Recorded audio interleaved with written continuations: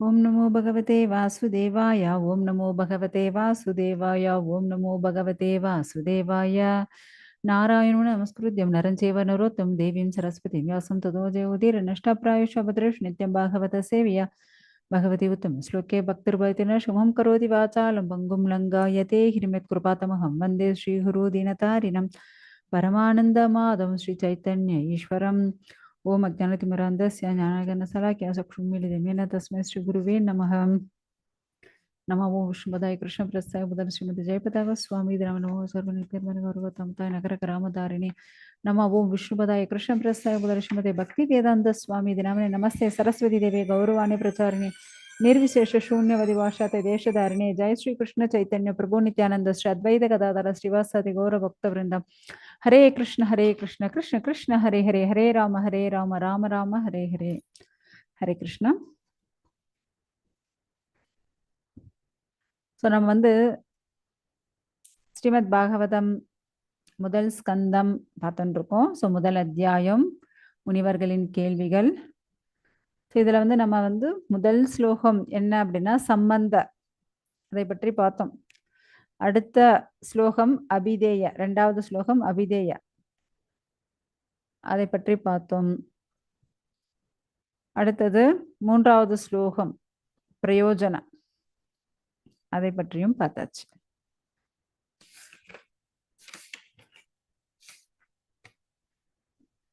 ஏன்னா இந்த ஸ்லோகத்துல நமக்கு என்ன சொல்லப்பட்டிருக்கு? மூன்றாவது ஸ்லோகத்துல நிகம கல்பத்தரோர் கலிதம் பலம். ஸோ இருக்கிறதுலே மிக மிக ரொம்ப சுவையான பழம் எது அப்படின்னா கல்ப விருட்சம் ஆகிய அனைத்து வேதங்களினுடைய கனிந்த பழம் தான் என்ன அப்படின்னா ஸ்ரீமத் பாகவதம்.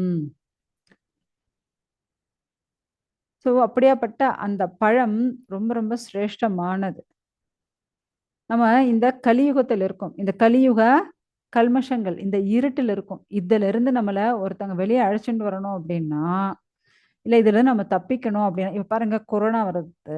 ஸோ கொரோனா வர்றதுக்கு முன்னாடி என்ன பண்ணலாம்? வேக்சின் போட்டுக்கணும் இல்லையா? வேக்சின் போட்டோம்னா கொரோனா வராது அப்படின்னு. ஸோ அது போல இந்த கலியுகத்தினுடைய பிரபாவங்கள் நம்ம மேல வரவே கூடாது, பயணம் தொடவே கூடாது. எப்படி அப்படின்னா நம்ம ஸ்ரீமத் பாகவதத்தை கேட்டாலே போதும், அனைத்து நன்மைகளும் நமக்கு வந்துடும். ஓகேங்களா? ஸோ இப்போ நம்ம நான்காவது ஸ்லோகம் பார்க்கலாம். நைமிஷே அனிமிஷ க்ஷேத்ரே ருஷயः சௌனகாத்தயः சத்ரம் ஸ்வர்காய லோகாய சஹஸ்ரசமம் ஆசதः. ஸோ ஒரு முறை என்ன நடந்துச்சு அப்படின்னா நைமிஷாரண்யம் அந்த வனத்துல. ஸோ இங்க நீங்க ரெண்டு படம் பார்த்துட்டு இருக்கேன் இல்லையா? ஸோ ஒன்று சுகதேவர் பரிஷத்து சொல்லிட்டு இருக்கார். அந்த இடத்துல இருந்து கேட்டவர் யாரு அப்படின்னா சூத கோஸ்வாமி. ஓகேங்களா? அந்த சூதர் எங்க போறாரு? நைமிஷாரண்யம் போறாரு, இந்த பக்கம் படத்துல. ஸோ நைமிஷாரண்யத்துல அங்க சௌனகாதி ரிஷிகள் ஹெட் ரிஷி அவர் தான். அவருக்கு மொத்தம் அங்க 88,000 ரிஷிகள் இருக்காங்க. ஸோ எல்லாரும் என்ன பண்றாங்க? ஆயிரக்கணக்கான வருடங்கள் 1000 வருஷமா யாகம் பண்ணிட்டு இருக்காங்க. எதற்காக? லோகக்ஷேமத்திற்காக. ஸோ அந்த இடத்துல யார் வர்றது? சூத கோஸ்வாமி. ஸோ அந்த சௌனகாதி ரிஷிகளுடைய தலைமை, ஏன்னா இவர் தான் ஹெட்டு. ஸோ அது அங்க இருக்கக்கூடிய அந்த மொத்த மகரிஷிகள், அந்த ரிஷிகள் என்ன பண்ணிட்டு இருக்காங்க? பகவானை திருப்திப்படுத்துவதற்காக, இந்த லோகத்தில் இருக்கிற அனைவரும் சந்தோஷமா இருக்கிறதுக்காக, லோகக்ஷேமத்திற்காக 1000 ஆண்டுகள் ஒரு பெரிய யாகம் பண்ணிட்டு இருக்காங்க. ஸோ யாகம் பகல் நேரம் மத்தியானம் வரையும் நடக்கும். அதுக்கு மேல யாகம் இருக்காது, இல்லை ஈவினிங் டைமும் இருக்காது இல்லையா? ஸோ அந்த நேரத்துல அவங்களுக்கு என்ன பண்றதுன்னு தெரியல. ஸோ அந்த நேரத்துல இவர் வந்திருக்காரு இந்த நைமிஷாரண்ய இந்த க்ஷேத்திரத்துக்கு. ஸோ அவரை பார்த்த உடனே எல்லாருக்கும் ரொம்ப சந்தோஷம் அடைஞ்சிடுச்சு. இப்ப ஒரு உதாரணம், இப்ப யாராவது நம்ம குழந்தைங்கள்லாம் என்ன பண்ணுவாங்க? கதை கேட்கறதுன்னு ரொம்ப பிடிக்கும் குழந்தைங்களுக்கு இல்லையா? ஸோ பாட்டி தாத்தா என்ன பண்ணுவாங்க? அந்த காலத்து ஏதோ ஒரு கதையெல்லாம் சொல்லுவாங்க. அதனால பாட்டி தாத்தா வந்தாலே குழந்தைகள் ரொம்ப சந்தோஷம். அப்பான்னுவா நிம்மதியா உட்காந்துட்டு கதை கேட்கலாம். ஏன்னா அம்மா அப்பாக்கெல்லாம் அவ்வளோலாம் பொறுமையே இருக்காது. குழந்தைங்களுக்கு வந்து ரொம்ப கதையெல்லாம் சொல்லி அவங்கள தூங்கி வைக்கிறதுக்கு எல்லாம். ஆனா அதே பாட்டி தாத்தா நீங்க பார்த்தீங்க அப்படின்னா, ரொம்ப நெறையா பழைய கால கதைகள், இல்ல மகாபாரதம், ராமாயணம், இல்ல பாகவத கதைகள். ஸோ இப்படி சொல்லி சொல்லி அந்த குழந்தைங்களுக்கு அது வந்து சின்ன வயசுலயே வந்து ரொம்ப பிடிச்சு போயிடும். ஏன்னா எனக்கெல்லாம் எங்க தாத்தா தான் அப்படி பாகவத கதைகள சொல்லி சொல்லியே எங்களுக்கெல்லாம் வந்து இந்த மகாபாரதம், ராமாயணம் இது சொல்லி சொல்லி எங்களுக்கு அது ரொம்ப பிடிச்சு போச்சு. ஸோ இப்படி தாத்தா, பாட்டி அதனால நமக்கு அதிகமா அவங்கள பார்க்கும்போது, ஐயா! நம்ம கதை சொல்றதுக்கு ஆளுங்க வந்தாச்சுப்பா! அப்படின்னு ரொம்ப சந்தோஷப்படுவாங்க இல்லையா? ஸோ அதுபோல இங்க இருக்கக்கூடிய அனைத்து ரிஷிகளுக்கும் அவ்வளவு ஒரு சந்தோஷம். ஏன்னா, இங்க இவர் வந்திருக்காரே! சுத்தகோஸ்வாமி வந்திருக்காரே! ம். அதனால அவங்களுக்கு அப்படி ஒரு திருப்தி. ஏன்னா பகவான பத்தி இன்னும் நம்ம நெறைய கேட்கலாம். ஏன்னா அந்த இடைப்பட்ட அந்த பிட்வீன் டைம்ல அவங்களுக்கு வேற எந்த ஒரு வேலையும் கிடையாது. ஆல்ரெடி அவங்க யாகங்கள் பண்ணி, பண்ணி, பண்ணி அப்படியே கருத்து போயிருக்காங்க. அந்த புகையெல்லாம் பட்டு, பட்டு அப்படியே கருத்து இருக்காங்க அவங்க. ஏதாவது ஒரு என்டர்டெயின்மென்ட் வேணும் அப்படின்னு எல்லாருக்கும் தோணும் இல்லையா? ஸோ அதுபோல இவர் வந்த உடனே ஓகே பகவான பத்தி இன்னும் நம்ம பகவான பத்தி கேட்கிறோம் அப்படின்னா, இன்னும் நமக்கு அது ரொம்ப சந்தோஷமா இருக்கும் இல்லையா? ஏன்னா குழந்தைங்க எல்லாமே, "ஓ! எனக்கு கொஞ்சம் என்டர்டெயின்மென்ட் வேணும். சும்மா எப்ப பார்த்தாலும் படி படின்னு ஏன் சொல்றீங்க?" அப்படின்னு குழந்தைங்களே ரொம்ப சலிச்சுக்குவா. ஸோ அதுபோல இப்ப அந்த பாகவதம் எங்க நடந்துச்சு? நம்ம வந்து போன கிளாஸ்ல பார்த்தோம். எந்தெந்த இடத்துல ஸ்ரீமத் பாகவதம் சொல்லப்பட்டது. அந்த இடங்கள் எல்லாம் பார்த்தோம் இல்லையா? ஸோ அங்க வந்து சுகதேவர் சொன்ன அந்தே பாகவதம் இங்க 2வது முறையா யாரு? சூத கோஸ்வாமி இங்க நைமிஷாரண்யத்துல சொல்லிட்டு இருக்காரு. இப்ப சொல்ல ஆரம்பிக்க போறார். ஓகேங்களா? அதுதான் இந்த இடம். ஸோ அடுத்த ஸ்லோகம்.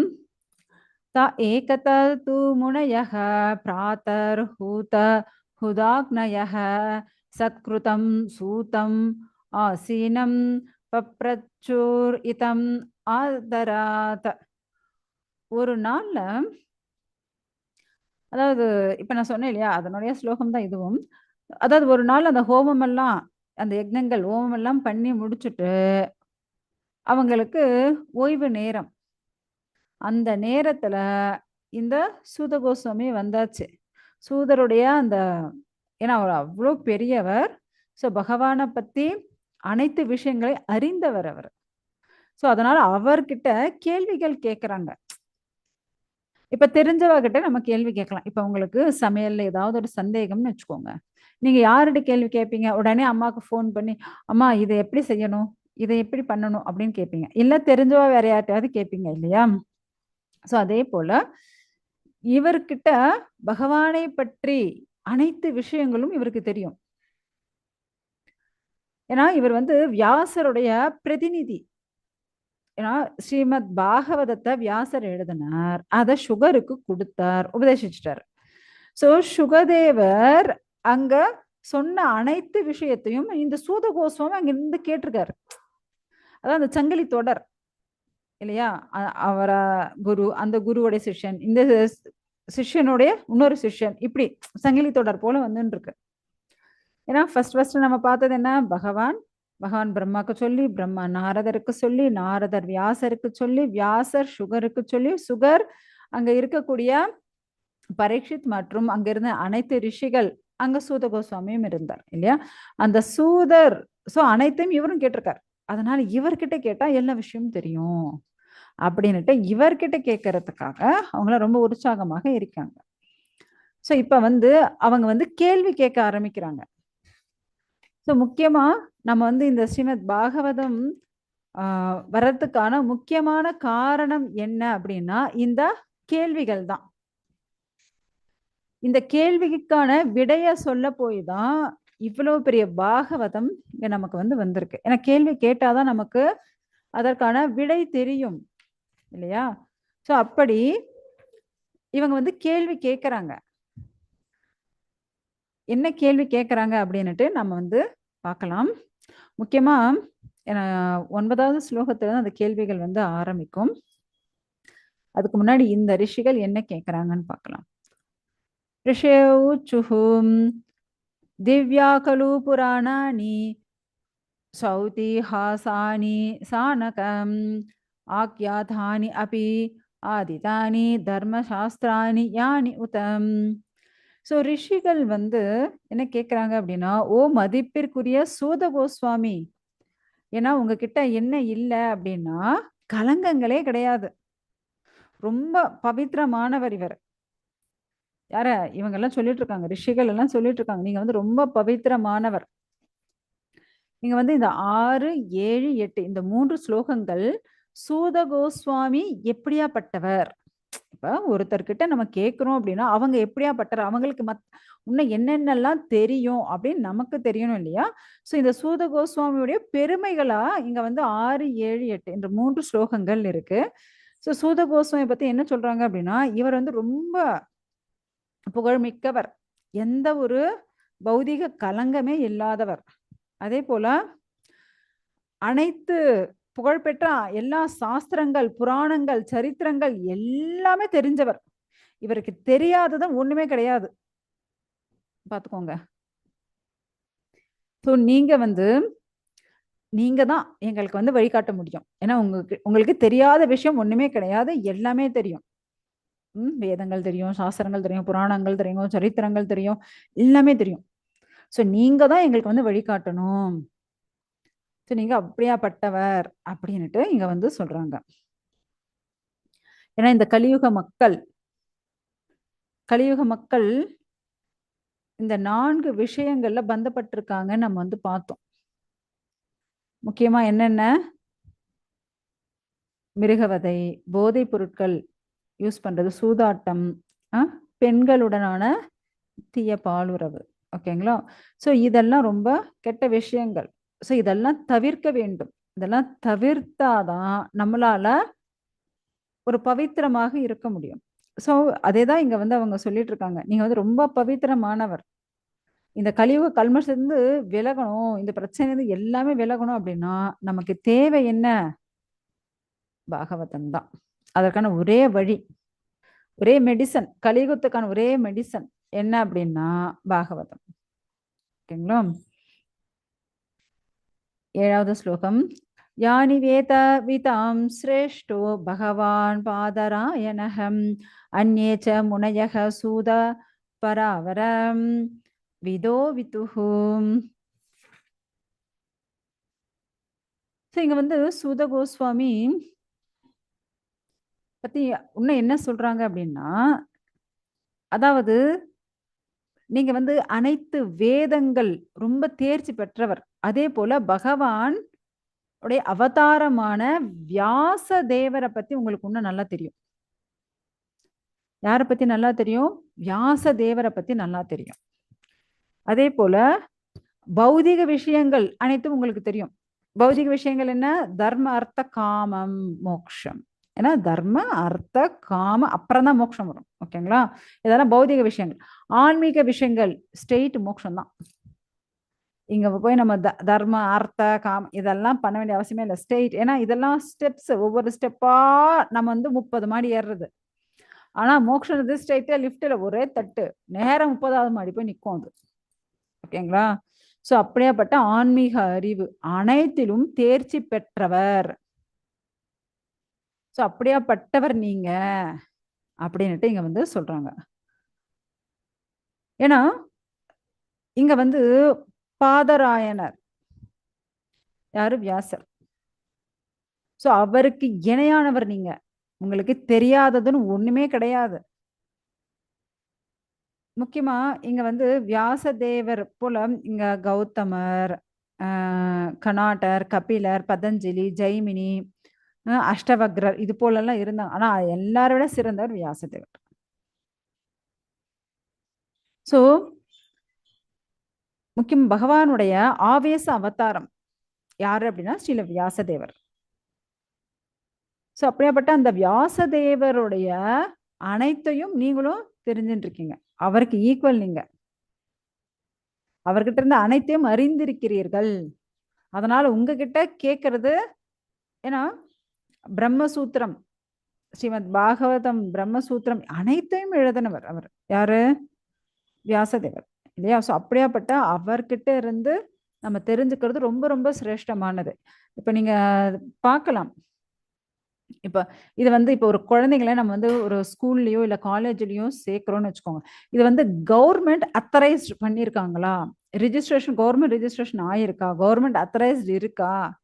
இல்லைன்னா சில காலேஜ் எல்லாம் பாருங்க, ஒரு குழந்தைங்க 1 வருஷம் 2 வருஷம் படிச்சதுக்கப்புறம், ஓ இது வந்து அத்தரைஸ்ட் இல்லாத காலேஜ் போலியா ஓப்பன் பண்ணியிருக்கா அப்படின்ட்டு அப்புறம் அந்த காலேஜ் இழுத்து மூடிடுவாங்க. அப்ப அந்த குழந்தைங்களுடைய 2 வருஷம் படிப்பு வேஸ்டா போயிடும் இல்லையா? ஸோ அதனால நம்ம வந்து பார்த்து தான் சேர்ப்போம். ஓகே இது வந்து எந்த யூனிவர்சிட்டி கீழ இருக்கு இந்த காலேஜ்? எந்த யூனிவர்சிட்டியோட பேஸ்ல இருக்கு? ஸோ இப்படி பார்த்துட்டு தான் நம்ம வந்து அந்த குழந்தைகள சேர்ப்போம் இல்லையா? ஸோ அதுபோல அவர் வந்து ஃபுல் அத்தரைஸ்டு. யாரு? சுத கோஸ்வாமி. ஸோ அப்படியாப்பட்டவர் இவர். ஸோ இவர்கிட்ட நம்ம தெரிஞ்சுக்கிறது ரொம்ப ரொம்ப சிரேஷ்டமானது அப்படின்னுட்டு சொல்லிட்டு இருக்கா. அடுத்த ஸ்லோகம். வேதத்வம் சௌமிய தத் சர்வம் தத்வதஸ்தத் அனுக்ரஹாத் ப்ரூயூம் ஸ்னிக்தஸ்ய சிஷ்யஸ்ரூம் குருவோ குஹ்யம் அபி உதம். ஏன்னா இவர் வந்து ரொம்ப அனுபவம் உள்ளவர், மேன்மை புரிந்தவர், தூய்மை, எளிமை. ஏன்னா சில பேர் நீங்க பார்த்தீங்க அப்படின்னா ரொம்ப படிச்சவாளா இருப்பா, இல்ல பெரிய அதிகாரியா இருப்பாங்க. பார்த்தோன்னு வச்சுக்கோங்க பயங்கரமா பந்தா பண்ணிட்டு இருப்பாங்க. அவங்களுடைய பேச்சாகட்டும், அவங்களுடைய நடத்தையாகட்டும், அவங்க பக்கப்பா இந்த உலகத்திலே நான் தான்ப்பா பெஸ்ட் அப்படின்ட்டு ரொம்ப என்ன சொல்றது, ஓவரா அவங்க வந்து பண்ணிட்டு இருப்பாங்க. அவங்க காட்டுறது, அது பந்தா காட்டுறதெல்லாம் ரொம்ப ஓவரா இருக்கும். ஆனா, இவர் எல்லாம் தெரிஞ்சிருந்தாலும், எப்படி இருக்காராம்? ரொம்ப தூய்மையானவரா இருக்காராம். ரொம்ப எளிமையானவரா இருக்காரு. மேன்மை பொருந்தியவராக இருக்கார். அப்ப பார்த்துக்கோங்க.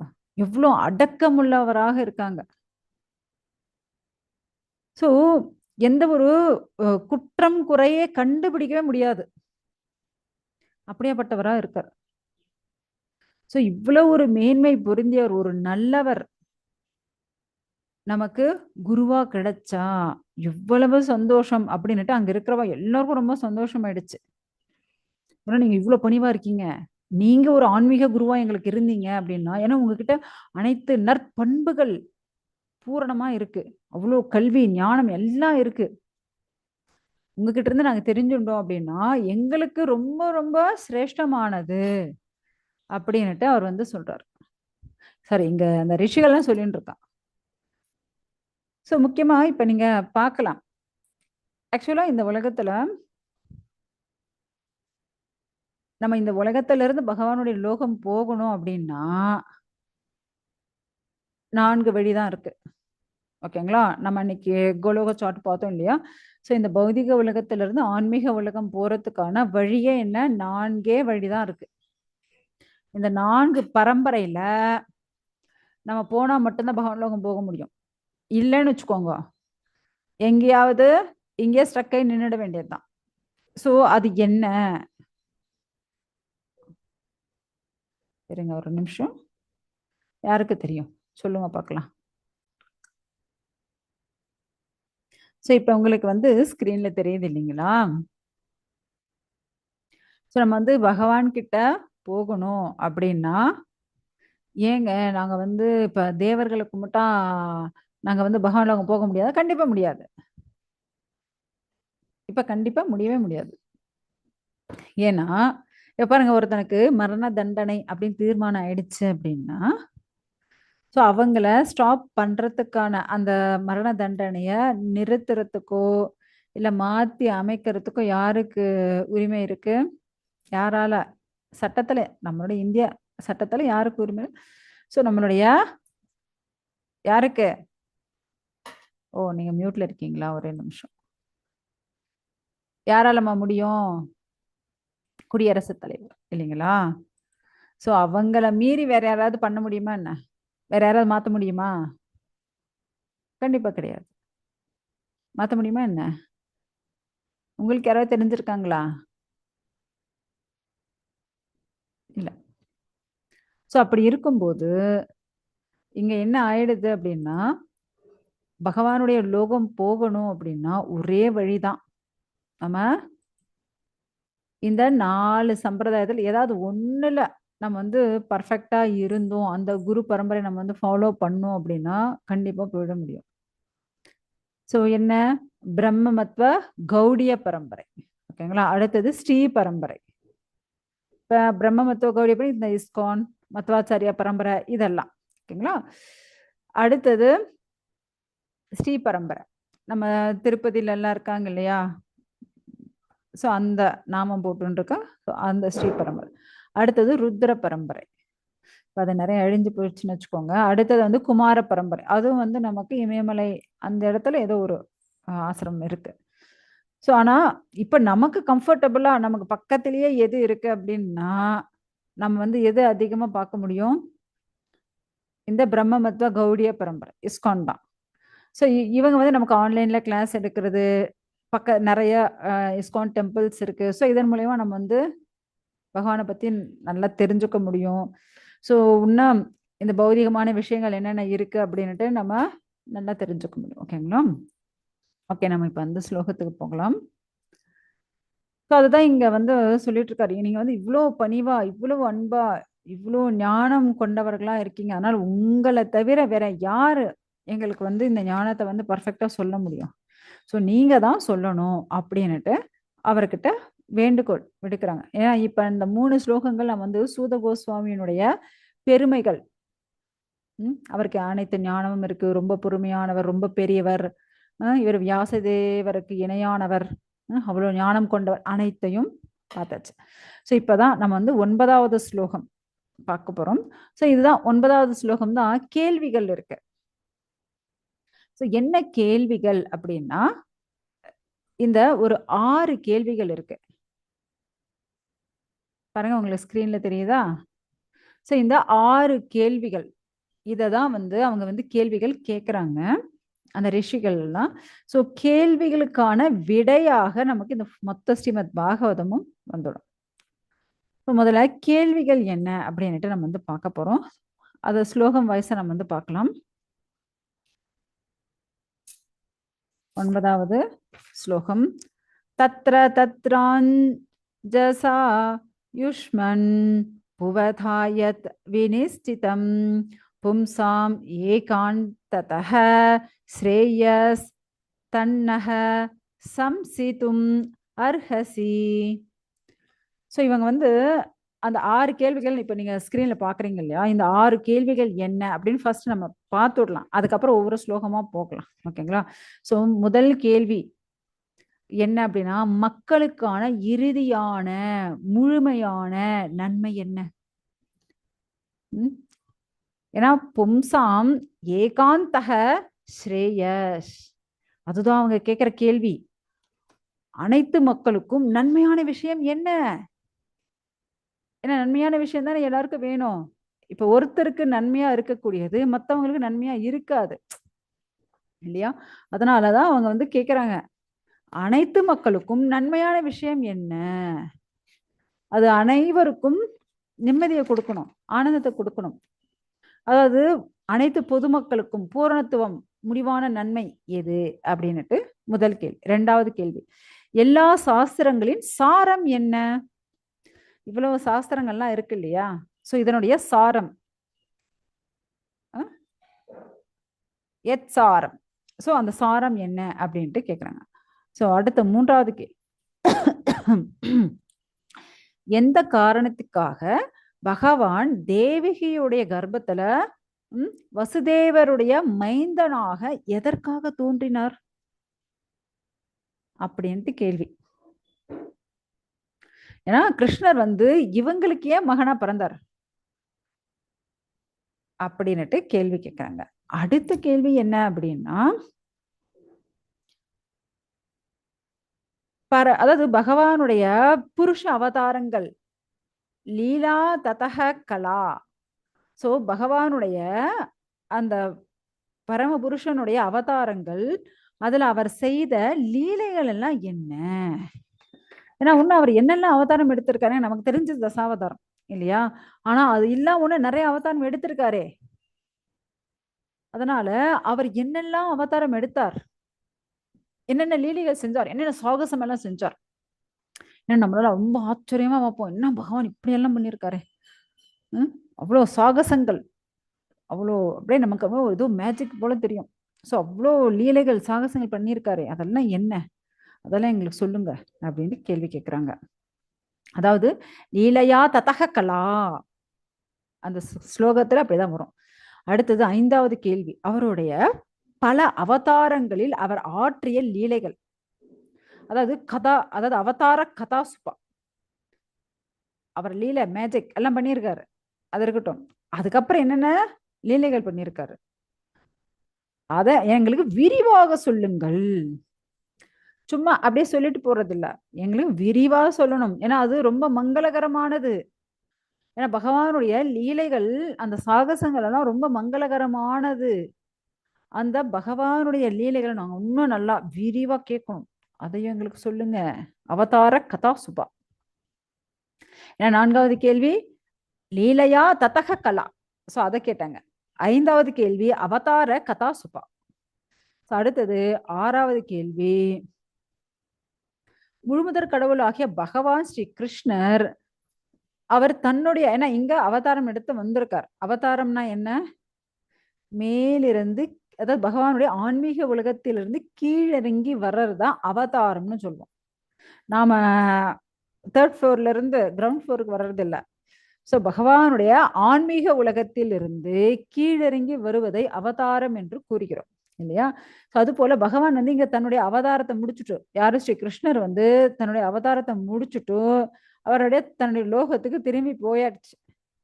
திரும்பி போகும்போது, அதாவது ஸ்வாம் கஷ்டாம் அதுனோ பேத, அதாவது என்ன அப்படின்னா, இப்ப பகவான் போயாச்சு, ஏன்னா பகவான் இருக்கிற இடத்துல அந்த தர்மம் இருக்கும். பகவான் போயிட்டார் இல்லையா, அப்ப அந்த தர்மம் யாரை சரணடைந்தது? பகவான் தன்னுடைய சொந்த வசிப்பிடத்துக்கு திரும்பி போயிட்டார். அப்ப அந்த தர்மங்கள் எல்லாம் எங்க போயிடுச்சு? அந்த தர்மம் எல்லாம் யார்கிட்ட போயிடுச்சு? எங்க போய் நிக்குது அது? புரியுதுங்களா? ஏன்னா இப்ப கலியுகம் இல்லையா? சோ அப்ப அந்த தர்மம் இருக்கக்கூடிய இடம் எது? சோ அதுதான் இந்த 6 கேள்விகளாக கேட்கறாங்க. இப்ப நம்ம இந்த 6 கேள்விக்கான விடைகளும் பார்ப்போம், இனி வரக்கூடிய அத்தியாயங்களை பார்ப்போம். சோ இந்த கேள்விகளை ஞாபகம் வச்சுக்கோங்க, ஏன்னா இந்த கேள்விகள் ரொம்ப ரொம்ப முக்கியம். ஓகே, சோ இப்ப அவரு முதல் கேள்விதான் எங்க இந்த முதல் ஸ்லோகத்துல, சாரி இந்த 9வது ஸ்லோகத்துல நம்ம வந்து பார்த்துட்டு இருக்கோம். என்னன்னு பார்க்கலாம். சோ நம்ம வந்து என்ன கேள்வி பார்த்தோம்? ஏன்னா இங்க வந்து சூத கோஸ்வாமி நிறைய ஆயுள் படைத்தவர், ஏன்னா பலராமரால ஆசிர்வதிக்கப்பட்டவர். ஏன் பலராமர் ஆசிர்வதிச்சார் அவரை அப்படின்னா, நீங்க பாத்தீங்க அப்படின்னா ரோமஹர்ஷனர் நம்ம இதுக்கு முன்னாடியே பார்த்தோம். வேதவியாசர் வந்து, அதாவது அனைத்து வேதங்களை வந்து பிரிச்சார். அப்படி பிரிக்கும் போது அந்த ஒவ்வொரு வேதத்தை ஒவ்வொருத்தர்கிட்ட கொடுத்தார். இதை வந்து நீங்க பிரச்சாரம் பண்ணுங்க, இதை நீங்க பிரச்சாரம் பண்ணுங்க அப்படின்னுட்டு ஒவ்வொருத்தர்கிட்ட கொடுத்தார். அதை பார்த்தோம். அதே போல புராணங்கள் அதையும் ஒவ்வொருத்தர்கிட்ட கொடுத்தார், அதையும் பார்த்தோம். அப்ப எதை எதை யார் யாருக்கிட்ட கொடுத்தாரு? அப்ப இந்த புராணங்கள்ட்ட யார்கிட்ட கொடுத்தார்? இதுக்கு முன்னாடியே நம்ம வந்து கிளாஸ்ல பார்த்திருக்கோம், திரும்ப அதை ஒரு வாட்டி நான் சொல்றேன். ரிக்வேதத்தை யாருக்கிட்ட கொடுத்தார்? பைல ரிஷி கிட்ட. எப்ப நீ இதை பிரச்சாரம் பண்ணு, ஏன்னா அது வந்து கவிதை நடையில இருக்கும். அடுத்து யஜுர்வேதம் வைஷம்பாயனர்கிட்ட, ஏன்னா இவங்க எல்லாம் வியாசரோட சிஷ்யர்கள். ஸோ அது வந்து உங்களுக்கு வந்து கவிதை உரைநடை இருக்கும் யஜுர்வேதம். ஸோ அதை வந்து வைஷம்பாயனர் இதை வந்து நீ பிரச்சாரம் பண்ணு அப்படின்னு கொடுத்தாச்சு. அடுத்தது சாமவேதம், அதை வந்து ஜெய்மினி கிட்ட கொடுத்துட்டாரு. அதை வந்து கொஞ்சம் இசை வடிவம் துதி வடிவத்தில் இருக்கும். அதே போல அடுத்தது அதர்வண வேதம், அதை வந்து மந்திரபாகம், அதை வந்து சுமந்து அங்கிர முனி, ஸோ அவர்கிட்ட கொடுத்து நீ வந்து இதெல்லாம் பிரச்சாரம் பண்ணு அப்படின்னுட்டு இப்படி தன்னுடைய சிஷ்யர்கள் ஒவ்வொருத்தர்கிட்ட கொடுத்தார். அதே போல இந்த புராணங்கள் இருக்கு இல்லையா, இந்த 17 புராணங்கள், ஏன்னா பாகவதத்தை மட்டும்தான் யாருக்கிட்ட கொடுத்துருக்காரு? சுகர் கிட்ட கொடுத்தார். அதுக்கு முன்னாடி இருந்தா 17 புராணங்கள், அதையெல்லாம் ரோமஹர்ஷனர்கிட்ட கொடுத்தார். ஸோ ரோமஹர்ஷனர் வந்து வியாசருடைய பரமசீடன். ஸோ அப்படி இருக்கும்போது ஒரு முறை இந்த குருக்ஷேத்திர யுத்தம் ஸ்டார்ட் ஆயிடுது. ஸோ அந்த நேரத்துல பலராமர் கிட்ட வந்து கேட்கறான், நீங்க வந்து எங்களுக்கு சப்போர்ட் பண்ணுங்க அப்படின்னுட்டு துரியோதனன் கேட்கறான். அதே போல் பாண்டவர்களும் அவங்களுக்கு சொந்தம் தான் இல்லையா? ஸோ அதனால பலராமர் சொன்னா, நான் வந்து தீர்த்த யாத்திரை போறேன், இங்க இருந்து அதனே யாருக்காவது நான் சப்போர்ட் பண்ண வேண்டியதா இருக்கு, அதனால நான் வந்து தீர்த்த யாத்திரை போறேன் அப்படின்னுட்டு அவர் வந்து நான் யாருக்கும் சப்போர்ட் பண்ண மாட்டேன் அப்படின்ட்டு அவர் தீர்த்த யாத்திரை போக ஆரம்பிச்சிச்சு. அப்படி தீர்த்த யாத்திரை போகும்போது அப்படியே அவர் வந்து நைமிஷாரன் அப்படி போறார், எல்லா இடத்துக்கும் போறார். அந்த இடத்துல இந்த ரோமஹர்ஷனர் என்ன பண்றாராம், உட்காந்துட்டு இது போல புராணங்கள் சொல்லிட்டு இருக்காரு. புராணங்கள் கதை பகவானுடைய லீலைகள்னு சொல்லிட்டு இருக்காரு. இப்ப பெரியவங்க யாராவது வந்தாங்கன்னா டக்குன்னு எழுந்திரிச்சு நிக்கணும் இல்லையா? அதுவும் இவர் வந்து பலராமர்ன்றது யாரு, பகவான் கிருஷ்ணருடைய விரிவங்கம் தான். அப்படி இருக்கும் பட்சத்தில் இங்க வந்து ரோமஹர்ஷனர் வந்து அவர் வந்து ரொம்ப இன்ட்ரெஸ்டா பகவானுடைய புராண கதைகள் வந்து சொல்லிட்டு இருக்காரு, அவதார கதைகள்லாம் சொல்லிட்டு இருக்காரு அவரு. அன்னைக்கு இந்த பலராமருக்கு கோவம் வந்துருச்சு, என்ன நான் எவ்வளவு பெரியவன், சாக்ஷாத் பகவானுடைய விரிவங்கம் நான், அப்படி இருக்கும்போது நான் வரும்போது இவர் எழுந்திருச்சு நிக்கலையே அப்படின்னுட்டு, நம்மளுக்கு வந்து ரெஸ்பெக்ட் கொடுக்கலையே அப்படின்னுட்டு அவர் என்ன பண்ணிட்டாரு, அவர் தலையை வந்து வெட்டி விட்டுறாரு. அவ்வளவுதான், மத்தவ எல்லாம் பிடிச்சுண்டா. இருக்கிறதுல ரொம்ப ரொம்ப சிறந்தவர் வியாசருடைய சீடர், இவர்கிட்டதான் அனைத்து புராணங்களையும் கொடுத்து இருக்காரு வேதவியாசர். அப்படி இருக்கும்போது இவரை கொண்டுட்டீங்கன்னா அப்ப எங்களுக்கு எல்லாம் யார் கதை சொல்றது, பகவானை பத்தி யார் கதை சொல்றது அப்படின்னு கேட்க ஆரம்பிச்சிட்டாங்க. சரி ஓகே அப்படின்னுட்டு இவருடைய மகன் அவர் தான் சூத கோஸ்வாமி, ஓகேங்களா? ஸோ சூத கோஸ்வாமிக்கு பலராமர் உன் தந்தை கிட்ட இருந்து அனைத்து ஞானம், அனைத்து புராணங்கள், அனைத்து சரித்திரங்கள் அனைத்தும் உனக்கு அனைத்து ஞானமும் வரும் அப்படின்னுட்டு அனைத்தையும் அவருக்கு கொடுத்து அவர் ஆசிர்வதிச்சு, இனிமே இவர் உங்களுக்கு கதை சொல்லுவார், பகவானுடைய லீலைகள் அவதாரங்களை பத்தி இவர் கதை சொல்லுவார் அப்படின்ட்டு அந்த இடத்துல சூத கோஸ்வாமிய உட்கார வச்சார். அந்த சூத கோஸ்வாமி தான் இங்க வந்து நைமிஷாரண்யத்துல இப்ப திரும்ப வந்திருக்கார். ஸோ இப்படி பலராமரால ஆசிர்வதிக்கப்பட்டவர் யாரு, இந்த சூத கோஸ்வாமி.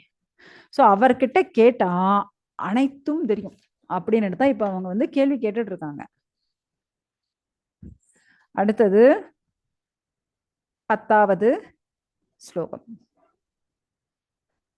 ஏன்னா அதனால்தான், ஏன்னா இது வந்து நமக்கு கலியுகம் வெறும் 100 வருஷம்தான். ஏன்னா இதுக்கு முன்ன நம்ம வந்து பார்த்தோம் சத்தியுகம் ஆயுட்காலம் எவ்வளவு, அந்த யுகத்தினுடைய உலோகம் என்ன, திரேதாயுகம் என்ன, அப்புறம் துவாபர யுகம், கலியுகம் எல்லாத்தையும் பார்த்தாச்சு. ஆனா இங்க வந்து நீண்ட ஆயுள், ஏன்னா இவர் பலராமரால் ஆசிர்வதிக்கப்பட்டவர், அதனால இவருக்கு நீண்ட ஆயுள். யாருக்கு, இந்த சூத கோஸ்வாமிக்கு. அதனால மக்களுக்கு பொதுவாக அனைவருக்கும் நன்மை தரக்கூடிய விஷயம் எங்களுக்கு சொல்லுங்க அப்படின்ட்டு அவங்க வந்து முதல் கேள்வியை கேட்டாச்சு. இதுதான் 9வது ஸ்லோகம். அடுத்தது 10வது ஸ்லோகம் என்னன்னு பார்க்கலாம். பிராயேணாஸ் பாயுஷக, ஏன்னா இந்த கலியுகத்தை பத்தி அவங்க வந்து சொல்றாங்க. பிராயேணால் பாயுஷகம் ஷப்யம் கலாவ் அஸ்மின் யுகே ஜனாக மந்தாக சுமந்தமதயோ மந்தபாக்யோ ஹி உபத்ருதாக. ஓ கற்றறிந்தவரே, இந்த கலியுகம் இரும்பு யுகம். நம்ம ஆல்ரெடி பார்த்தாச்சு இரும்பு யுகம். இந்த கலியுகன்றது என்ன, இரும்பு யுகம். இந்த யுகத்துல இருக்கக்கூடியவளுடைய ஆயுஷ் எப்படி இருக்கு, அற்ப ஆயுள், வெறும் 100 வருஷம் தான். அந்த 100 வருஷத்துக்கு எட்டி பிடிக்கிறோமா, அதுவும் கிடையாது.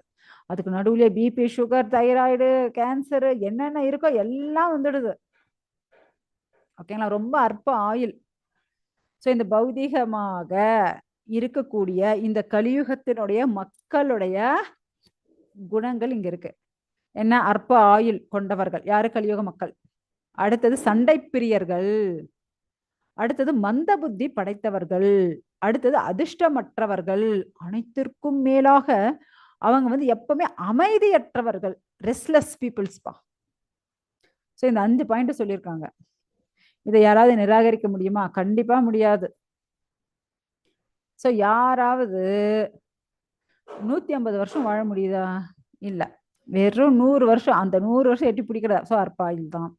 சண்டை பிரியர்கள் யார்கிட்டயாவது இதுவரை நான் சண்டையே போட்டது இல்லப்பா சொல்ல முடியுமா? கண்டிப்பா கிடையாது.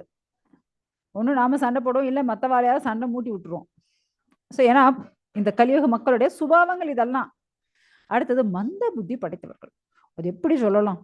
எங்களை போய் மந்த புத்தி படைத்தவர்கள்னுட்டு. ஏன்னா அந்த காலத்துல குரு அப்படியே சொல்லும் போது அப்படியே சிஷ்யர்கள் அதை பைஹார்ட் பண்ணிடுவாளாம். இப்ப நான் இந்த ஸ்லோகத்தை 5 முறை படிச்சாலும் எதை பைஹார்ட் பண்ணி சொல்லுங்க பார்க்கலாம் அப்படின்னா ரொம்ப கஷ்டம்தான். ஏன்னா அப்ப குரு ஒரே ஒரு முறை அந்த ஸ்லோகத்தை சொல்லும் போது அப்படியே மனப்பாடம் பண்ணிடுவாங்க. அந்த காலத்துல இப்படி புக்கு நோட்டு எழுதுறது படிக்கிறது அப்படியெல்லாம் கிடையாது. சத்தியுகம் திரேதாயுகம் எல்லாம். அதுக்கப்புறம் தான் ஓலைச்சுவடிகள் எழுத ஆரம்பிச்சாங்க. அதுக்கப்புறம் தான் புக்கா வந்துச்சு இல்லையா? ஸோ இப்படி மந்த புத்தி படைத்தவர்கள் தான். அடுத்தது அதிர்ஷ்டமற்றவர்கள். அது எப்படி எங்களை அதிர்ஷ்டமற்றவர்கள்னு சொல்லலாம்? ஆமாங்க. ஏன்னா இப்ப நீங்க பாத்தீங்க அப்படின்னா அந்த காலத்துல பகவானுக்கான யஜ்ஞங்கள் பண்ணாங்கன்னு வச்சுக்கோங்க. பகவான் அங்க சாக்ஷாத் தர்ஷனம் கொடுப்பார். அவங்களால பார்க்க முடிஞ்சது. தவங்கள் பண்ணாலும் பகவான் தர்ஷனம் கொடுப்பார், பார்க்க முடிஞ்சது. புரியுதுங்களா? இப்ப நாம் வந்து ஹரே கிருஷ்ணா மகாமந்திரம் சொல்றோம். பகவான் நம்மளுடைய நாக்குல டான்ஸ் ஆடுறாருன்னு இருக்கு. பகவானை பார்க்க முடியுதா? இல்ல. பாகவதம் படிக்கிறோம், பாகவதம் கேட்கிறோம், நம்ம மடியில கிருஷ்ணர் உட்கார்ந்துட்டு இருக்கார், பார்க்க முடியுதா? இல்லையே. அப்பனா அதிர்ஷ்டம் இல்லாதவங்க தானேங்க நம்மெல்லாம். இப்ப எவ்வளவாவது தவம் பண்ணாலும் பகவானை பார்க்க முடியுதா? பார்க்க முடியல. சாக்ஷாத் பகவான் தரிசனம் கொடுக்கிறார், பிரதிக்ஷமா வரார். ஆனா நம்ம கண்ணால அவரை பார்க்க முடியல. ஏன்னா அந்த காலத்துல எல்லாராலும் முடிஞ்சது, இப்ப நம்மளால முடியல. அதே போல இப்ப வந்து நெக்ஸ்ட் என்ன? அமைதியற்றவர்கள், ரெஸ்ட்லெஸ் பீப்புளுங்க. இந்த கலியுக மக்கள் எப்படியாப்பட்டவங்க? Restless people, அமைதியற்றவர்கள். எங்கேயாவது ஒரு 3 மணி நேரம் கைய காலை வச்சுட்டு சும்மா ஒரு இடத்துல அமைதியா உட்காருங்கன்னு சொல்லுங்க, உட்கார்றாங்க அவங்க? உட்கார்றாங்களா? கிடையாதே. எங்க உட்கார்றாங்க அவங்க?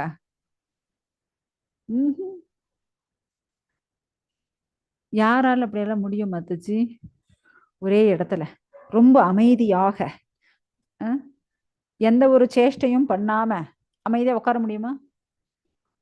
முடியுமா என்ன? இல்ல நான் தான் யார்கிட்டயாவது நான் ஏதாவது தப்பா சொல்றேனா? இல்லைங்க. 3 மணி நேரம் இல்ல, நான் 10 மணி நேரம் ஒரே இடத்துல இப்படி எப்படி அசையாமல் உட்காருவேன் அப்படின்னுட்டு இருக்கீங்களா மாதாஜி? இருங்க நான் ஆன் பண்றேன். பேசுங்க. முடியாது மாதாஜி. முடியாது. 20 நிமிஷமே உட்கார முடியும். கதை கேட்க ஏமா இப்ப நாம பாகவதம் கேட்கதான் கேட்கிறோம். அதுக்கே ஒரு இடத்துல நிமிஷமா உட்காடுறீங்க. அப்படி திரும்புறது, முதுகுல வளைக்கிறது, அப்படி வளைக்கிறது, கைய காலை நீட்டுறது பண்றீங்களா இல்லையா?